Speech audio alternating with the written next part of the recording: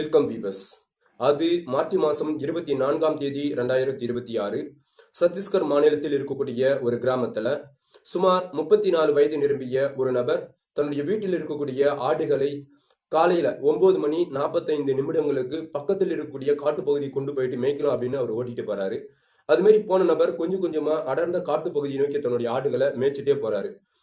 சடனா அவர் இருக்கக்கூடிய அந்த இடத்திலிருந்து ஒரு 300 மீட்டர் தூரத்துல ஏதோ ஒரு உருவம், மனிதன் மாதிரியான ஒரு உருவம் அங்க படுத்து இருப்பதை பார்த்து இவருக்கு ஒரு பக்கம் அங்க போயிட்டு பார்க்கலான்னு இருக்குது, இன்னொரு பக்கம் கொஞ்சம் பயப்படவும் ஆரம்பிக்கிறார். யாருன்னு சொல்லி தெரியலையே, என்னடா இது அப்படின்னு.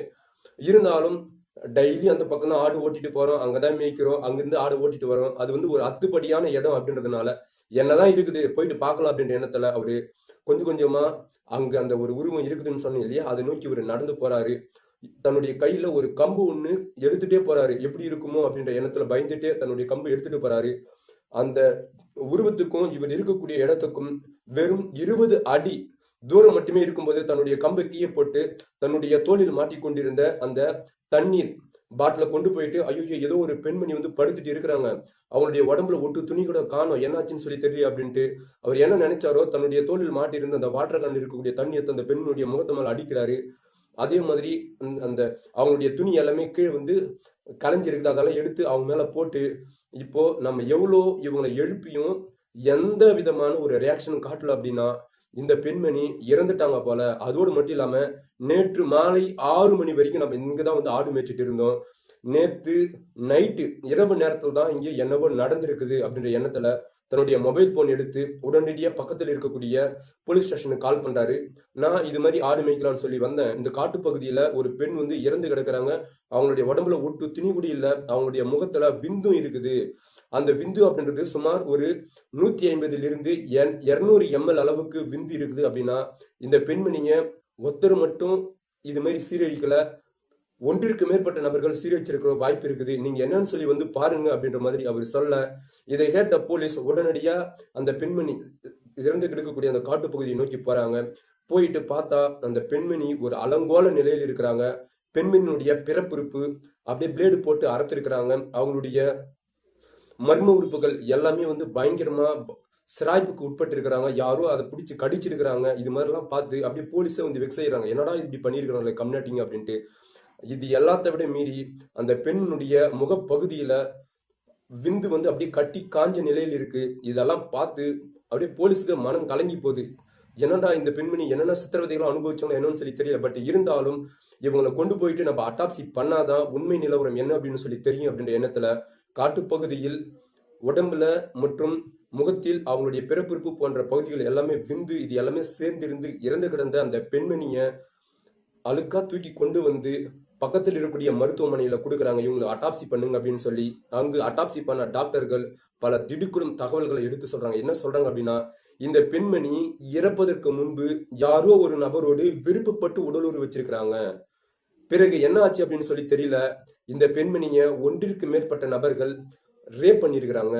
அதோடு மட்டும் இல்லாம ஒன்றிற்கு மேற்பட்ட நபர்கள் இருப்பதால் தான் யாரோ ஒருத்தர் அவங்களுடைய பிறப்புறுப்பிலையும் ஒன்றிற்கு மேற்பட்ட 2 அல்லது 2க்கு மேற்பட்ட நபர்கள் அவங்களுடைய முகத்திலையும் அவங்கள ஒரு மாதிரி செக்ஸ் டார்ச்சர் கொடுத்ததுல அவங்களுடைய முகத்து மேலதான் அந்த விந்தி அது எல்லாமே படிஞ்சிருக்குது.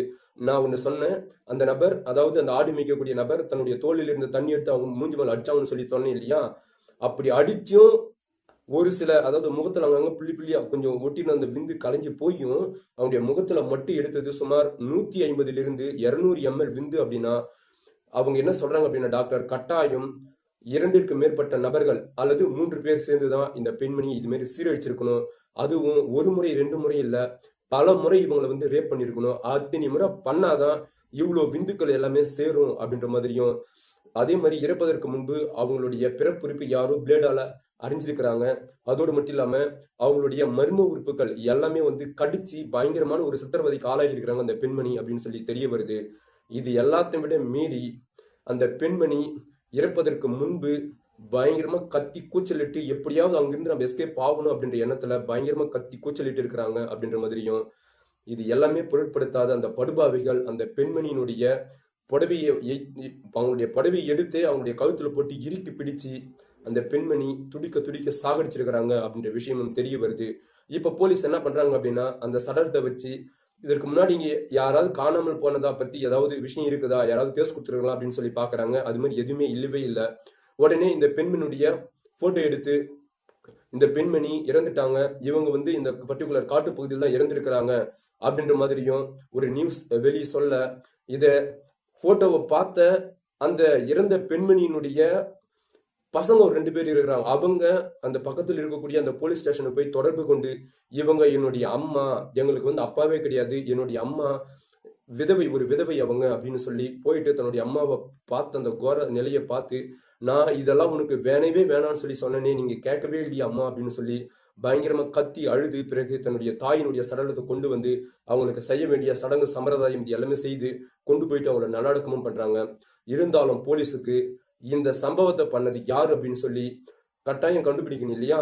அதன் அடிப்படையில இந்த பெண்மணி இறந்து கிடந்தாங்கன்னு சொன்னேன் இல்லையா, அந்த காட்டு பகுதியில் போயிட்டு ஆய்வு பண்றாங்க. அது மாதிரி ஆய்வு பண்ணும்போது எந்த தடையுமே கிடைக்கவே இல்லை. இதுதான் பெரிய வந்து ட்விஸ்டே இங்க, சரிங்களா? அங்க எந்த தடையுமே கிடைக்கல. சுமார் 300க்கு 300, அதாவது அந்த இறந்த பெண்மணி அங்கிருந்து ஒரு 300 மீட்டர் தூரம் அளவுக்கு வந்து தேடி பாக்குறாங்க, எந்த தடையுமே கிடைக்கல. அப்பதான் போலீஸ் ஒரு முடிவுக்கு வராங்க. அப்படின்னா இந்த பெண்மணி இங்க இவங்கள சாகடிக்கல, இவங்கள வேற எங்கேயோ கொலை பண்ணி அங்கிருந்து கொண்டு வந்து இங்க போட்டு இருக்கிறாங்க அப்படின்ற விஷயம் தெரிய வருது. தெரிய வந்த பிறகு நேரா அந்த இறந்த பெண்மணி விதவி சொன்னீங்க இல்லையா, அவங்களுடைய பசங்க கிட்ட போயிட்டு விசாரணை மேற்கொள்றாங்க. உங்களுடைய அம்மாவுக்கு யாராவது முன்பின் விரோதிகள் யாருன்னா இருக்கிறாங்களா அப்படின்னு சொல்லி கேட்கும்போது, என்னுடைய அப்பா சுமார் 15 வருஷத்துக்கு முன்னாடியே இறந்துட்டாங்க. எங்க அம்மாவுக்கும் எங்களுடைய அப்பாவுக்கும் திருமணம் நடந்து 18 ஆண்டுகள் ஆகுது. 18 ஆண்டுகள்ல திருமணமான 2 வருஷத்துல 2 குழந்தை குத்துட்டு, அதாவது 2வது குழந்தை வயிற்றில் இருக்கும் போதே அவங்களுடைய அப்பா இறந்து போயிட்டாங்களாம். என்னுடைய அப்பா எப்படி இருப்பான்னு கூட எனக்கு தெரியாது அப்படின்னு சொல்லி அந்த 2வது குழந்தை சொல்லுது. அதுல முதல் குழந்தை, அதாவது முதல் பையன் வந்து பார்த்தோம் அப்படின்னா அவங்க கிட்டத்தட்ட வந்து ஒரு 15 வயசு, சரிங்களா? அவர் நல்ல ஒரு காலேஜ் படிக்கக்கூடிய ஒரு நிலையில் இருக்கிறாங்க. காலேஜ் அப்படின்னா நீங்க எல்லாரும் கேட்டுக்கணும், 15 வயசுல டிப்ளமோ. ஸோ அது கல்லூரி படிக்கக்கூடிய அளவில் தான் இருக்கிறாங்க அவங்க, சரிங்களா? 2வது பையன் அவன் என்ன சொல்றான் அப்படின்னா, என்னுடைய அப்பாவை நான் பார்த்ததே கிடையாது. அந்த நாள் முதற்கொண்டு போன வருஷம் வரைக்கும் என்னுடைய அம்மா ஒரு தூய்மையான பெண்மணியா இருந்தாங்க. ஆனால் கடந்த ஆண்டு என்னுடைய அம்மா பக்கத்தில் இருக்கக்கூடிய ஒரு தனியார் கம்பெனிக்கு வேலைக்கு போறேன் அப்படின்னு சொல்லி கிளம்பி போனாங்க. அங்க போனதுல இருந்து அவங்களுடைய ட்ரெஸ்ஸிங் சென்ஸ் மற்றும் அவங்களுடைய தோற்றத்தில் நிறைய மாற்றங்கள் ஏற்பட்டது.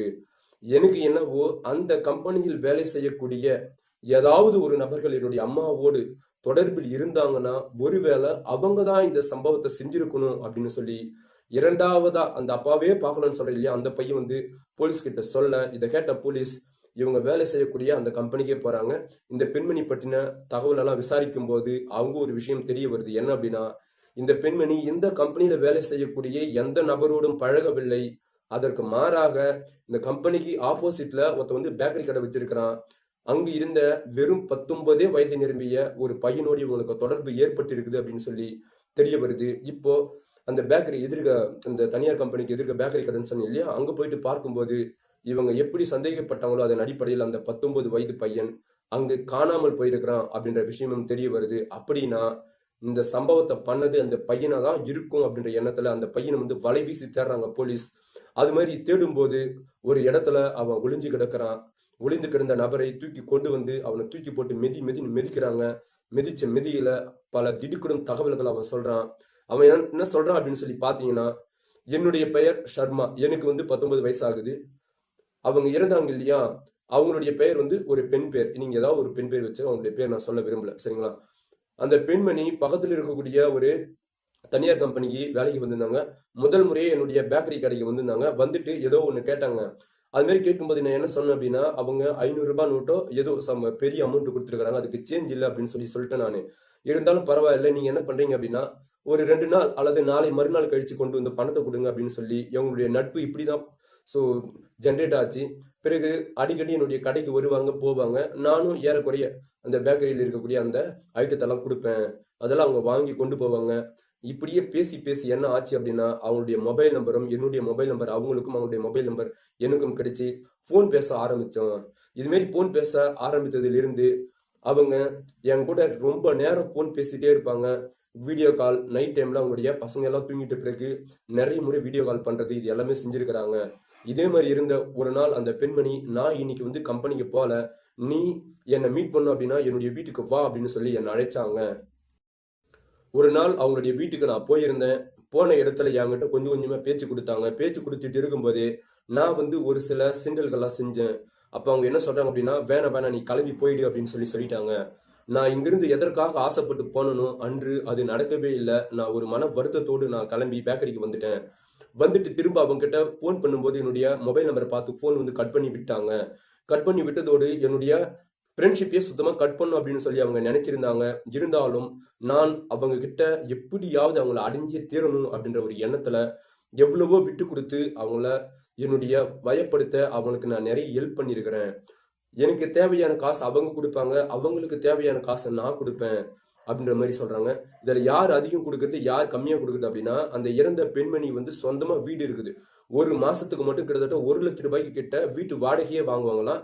அவங்க தான் வந்து இந்த பையனுக்கு வந்து நெறைய குடுத்துருக்காங்க பணம். இதே மாரி போக போக ஒரு நாள் எனக்கு கொஞ்சம் காசு தேவைப்பட்டது.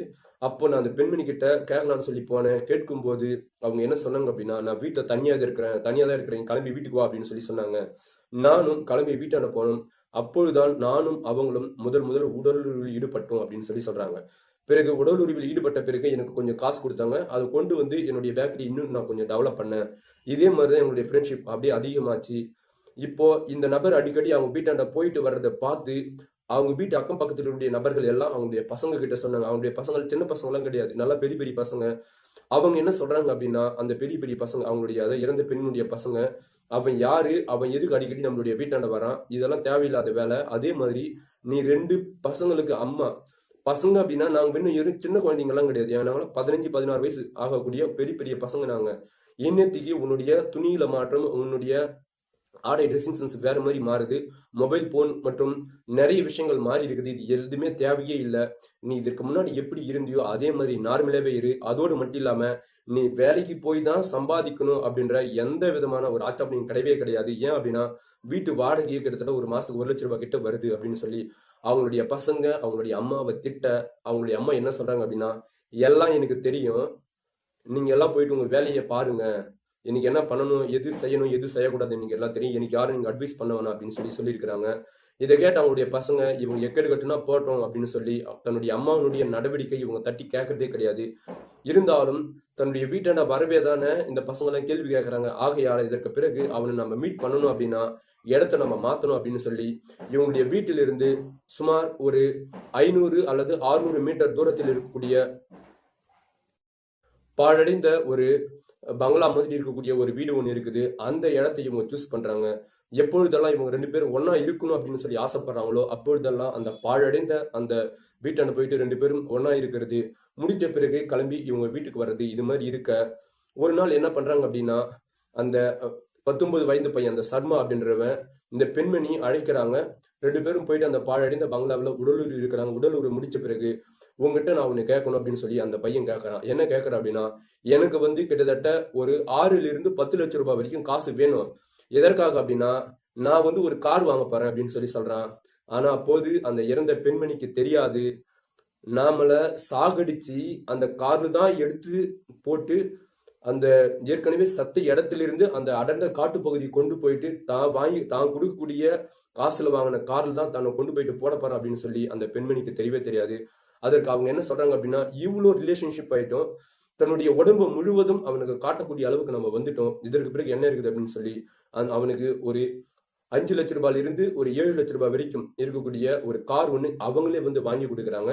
வாங்கி குடுத்துட்டு என்ன சொல்றாங்க அப்படின்னா, "இந்த காச கொஞ்சம் கொஞ்சமா எனக்கு திருப்பி குடுத்துரு" அப்படின்றாங்க. அதற்கு அந்த பையன் என்ன சொல்றான் அப்படின்னா, "நீ என்ன சொல்றியோ அதே மாரி நான் செய்றேன். கொஞ்சம் கொஞ்சமா இந்த காச நான் உனக்கு திருப்பி குடுத்துறேன்" அப்படின்னு சொல்லி சொல்றான். சொல்லி முடித்து கொஞ்ச நாள் ஆகுது. ஆகுன பிறகு அந்த ஷர்மா அப்படின்னு சொல்லக்கூடிய அந்த பையனுக்கு 2 நண்பர்கள் இருக்கிறாங்க. என்னடா நம்ம நண்பன் சாதாரணமா ரோட்ல சுத்திட்டு இருந்தான். ஏதோ பேக்கரில போயிட்டு வேலை செய்றவங்க போய் வேலை செஞ்சான். திடீர்னு பார்த்தா கார்ல போறானே இவன் அப்படின்னு சொல்லி, இவன்கிட்ட கொஞ்சம் கொஞ்சமா பேச்சு கொடுக்க ஆரம்பிக்கிறாங்க. அது மாரி பேச்சு கொடுக்க ஆரம்பிக்கும்போது தான் அவன் என்ன சொல்றான் அப்படின்னா, எனக்கு வந்து இங்க ஒரு தனியார் கம்பெனில வேலை செய்யக்கூடிய ஒரு பெண்மணியோடு தொடர்பு ஏற்பட்டது. அவங்களுடைய கணவன் இறந்துட்டாங்க. ஸோ அவங்களுக்கு கிட்டத்தட்ட ஒரு 39 வயசு இருக்கும். அந்த பெண்மணிய நான் உஷார் பண்ணிட்டேன். உஷார் பண்ணதுலேருந்து எனக்கு அவங்க தான் காசு குடுத்து இந்த கார வாங்கியிருக்கேன் அப்படின்னு இந்த ஷர்மா அவங்களுடைய 2 நண்பர்கள்கிட்ட சொல்ல, அவனுங்க என்ன சொல்றானுங்க அப்படின்னா, அப்போ இந்த பெண்மணி கிட்ட நிறைய பணம் இருக்கும் போல. இது ஷர்மா நல்லா ஒரு வெயிட்டான ஆளை பிடிச்சிட்டு இருக்கிறான். அதே மாதிரி நாம அதே பெண்மணிய பிடிச்சோம் அப்படின்னா, இவன் எப்படி காரெல்லாம் வாங்குறானோ அதே மாதிரி நம்மளும் காரெல்லாம் வாங்கி ஒரு பெரிய ஆள் ஆகலாம் அப்படின்ற எண்ணத்துல ஒரு நாள் இவன் யார் அப்படின்னா ஷர்மா கிட்ட சரக்கெல்லாம் வாங்கி கொடுத்து கொஞ்சம் கொஞ்சமா அந்த பெண்மணியினை பற்றிய வீக்னஸ் என்ன அப்படின்னு சொல்லி கேட்டு கண்டுபிடிக்கிறாங்க. அது மாதிரி கொஞ்சம் கொஞ்சமா கேட்கும்போது அதற்கு ஷர்மா என்ன சொல்றான் அப்படின்னா, அந்த பெண்மணி கிட்ட யாராவது ரொம்ப பாசமா அழுது கொஞ்சம் நடிச்சா போதும், அவங்க கிட்ட வந்து இவங்க ஈஸியா விழுந்துருவாங்க அப்படின்னு சொல்லி ஒரு பிளானை கொடுக்குறான். அதே மாதிரி அந்த 2 நண்பர்களும் போயிட்டு அவங்க கிட்ட பேசி பழகலாம் அப்படின்ற முடிவு எடுக்கிறாங்க. இருந்தாலும் அந்த பெண்மணி ஏற்கனவே ஷர்மாவோடு நல்லா டைப்ல இருந்ததால அந்த 2 நபர்களை வந்து வெறுக்க ஆரம்பிக்கிறாங்க. அப்பதான் ஒரு முடிவு எடுக்கிறாங்க. இவங்களை இதே மாதிரி போய் கேட்டோம் அப்படின்னா நம்மளுக்கு அவங்களை அடைய முடியாது, அவங்களுடைய பணத்தை நாம சுரண்ட முடியாது. என்னைக்காவது ஷர்மா அந்த பெண்மணியோடு உடலுறவில் இருக்கிறத நம்மளுக்கு தெரியப்படுத்துவான். அன்னைக்கு நாம போயிட்டு இது எல்லாமே முடிச்சுக்கலாம் அப்படின்ற ஒரு எண்ணத்துல அந்த மாதிரி கூடி வந்த நாள் தான் இந்த மார்ச் மாசம் 24ஆம் தேதி. சரிங்களா? அது மாதிரி இருக்கும்போது என்ன ஆகுது அப்படின்னா, ஷர்மா ஒரு நாள் அந்த பெண்மணியை கூப்பிட்டு அந்த பாழடைந்த அந்த பங்களா பக்கத்துல போறான்.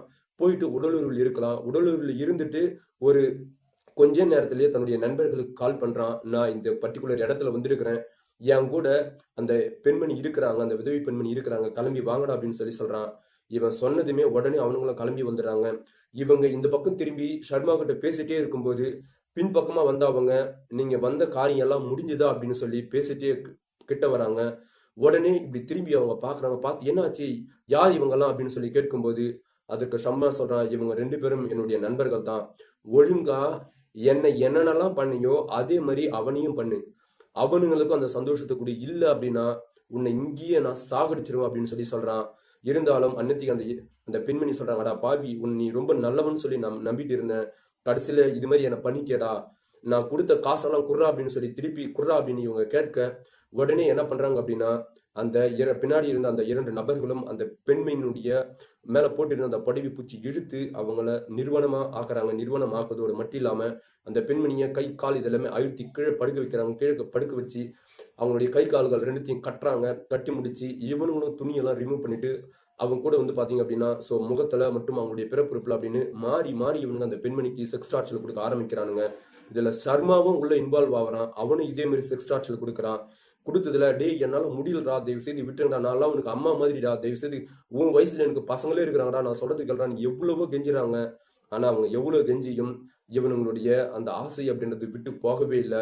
ஒரு கட்டத்துல அந்த பெண்மணி என்னால முடியல, என்னை விட்டுருங்க அப்படின்னு அந்த இடத்துல இருந்து தள்ளிட்டு எஸ்கேப் ஆகலாம் அப்படின்னு சொல்லி பாக்குறாங்க. இருந்தாலும் அவங்களால முடியல. அப்பதான் ஒருத்தன் என்ன பண்றான் அப்படின்னா அந்த பெண்மணியுடைய பிறப்பு இதுக்கு தானே நாங்க ஆசைப்பட்டோம், நீ எங்களுக்கு உள்ள நீ ஒரு முறை உங்க கூட நான் வந்துட்டு இருந்தேன் அப்படின்னா இந்த பிரச்சனையை சால்வ் ஆயிட்டு இருக்கோம், நீ எங்களை அலோவ் பண்ணாதனால இது இருக்கவே கூடாது அப்படின்னு பிளேட் எடுத்து அப்படியே அறக்குறான். அதோடு மட்டும் இல்லாம அவங்களுடைய மர்ம உறுப்புகள் எல்லாமே அந்த போட்டு வாயால கடிச்சு அந்த பெண்ணி அப்படியே சித்திரவதை பண்றானுங்க. ஒரு கட்டத்துல அவங்களுடைய பிறப்பிறப்பு மற்றும் முகத்துல இங்க எல்லாமே அவங்களுடைய விந்தானது செலவழிக்கப்படுகிறது. சரிங்களா? அப்புறம் என்ன பண்றானுங்க அப்படின்னா இந்த பெண்மணி போட்டிருந்த அந்த சேரை எடுத்து கழுத்துல போட்டு பிடிச்சி இழுக்கிறானுங்க. இழுத்த இழுல நாக்கு வெளியே தள்ளிய நிலையில் அந்த பெண்மணி அந்த பாழடைந்த பங்களாலி இறந்து போயிடுறாங்க. இறந்த பிறகு சரி இருந்தாலும் இவங்க எப்படி வந்து உயிரோட தான் இருப்பாங்க, இது எக்கடு கட்டினா போட்டோம் அப்படின்னு சொல்லி கொஞ்சம் தொலைவி கிளம்பி வந்துடுறாங்க. கிளம்பி வந்துட்டு ஒரு வேளை உண்மையாலேயே அந்த பெண்மணி இறந்துட்டு இருந்தாங்க அப்படின்னா நாம மாட்டிப்போம். ஆகையால அவங்க வாங்கி கொடுத்தாங்க இல்லையா காரு, அந்த காரை கிட்ட கொண்டு வா, இந்த பெண்மணியை தூக்கி அந்த கார்ல போட்டு பக்கத்துல இருக்கக்கூடிய அடர்ந்த காட்டு பகுதியில் திரும்பி போட்டு வந்துடலாம் அப்படின்னு சொல்லி பிளான் பண்றானுங்க. அதன் அடிப்படையில் அந்த காரு கொண்டு வந்து பக்கத்துல நிறுத்தி அங்க இறந்த அந்த பெண்ணுடைய சடலத்தை எடுத்து நேரம் அடர்ந்த காட்டுப்பகுதியில் கொண்டு போயிட்டு போட்டு அங்கிருந்து எஸ்கேப் ஆகுறானுங்க. இது எல்லாமே அன்று ஒரே ஒரு இரவு, அதாவது 23ஆம் தேதி நைட்டு நடக்கிறது.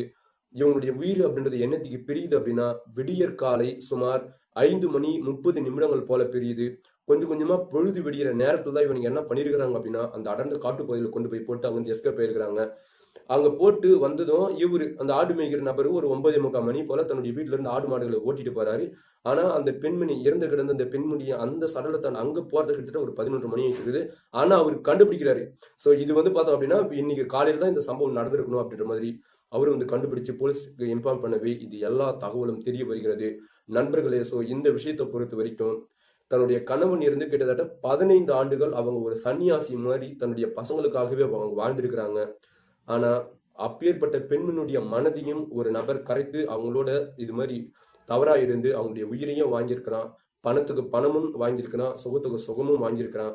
ஆனா இந்த ஷர்மா போன்ற நபர்கள் இது மாதிரி இருக்கக்கூடிய பெண்மணிக்கு கொடுத்த அந்த கடைசி டார்ச்சர் தான் நம்மளால தாங்கிக்கவே முடியல அப்படின்னு சொல்லணும். சரிங்களா? யாரும் இது மாதிரி இருக்காதீங்க அப்படின்னு சொல்லி இவ்வளவு நேரம் இந்த வீடியோ பார்த்த அனைவருக்கும் நன்றி, வணக்கம்.